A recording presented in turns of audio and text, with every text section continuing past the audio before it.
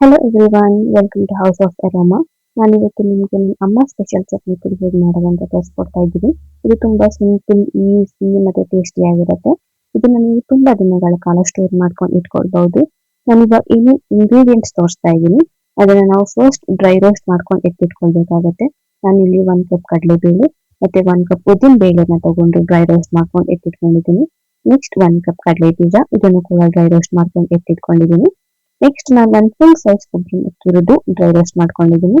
ಸ್ವಲ್ಪ ಬೆಲ್ಲ, ಸ್ವಲ್ಪ ಹುಣಸೆ ಹಣ್ಣು ಮತ್ತೆ ಕರಿಬೇವು, ಇದನ್ನು ಕೂಡ ಡ್ರೈ ರೋಸ್ಟ್ ಮಾಡ್ಕೊಂಡಿದ್ದೀನಿ.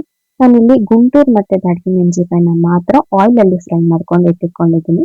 ನೆಕ್ಸ್ಟ್ ನಾವು ಇದನ್ನ ಮಿಕ್ಸರ್ ಹಾಕಿ ಗ್ರೈಂಡ್ ಮಾಡಕ್ ಮುಂಚೆ ಸ್ವಲ್ಪ ಟೇಸ್ಟಿಗೆ ಅಂತ ಸಾಲ್ಟ್ ಹಾಕಿ ಗ್ರೈಂಡ್ ಮಾಡಬೇಕು.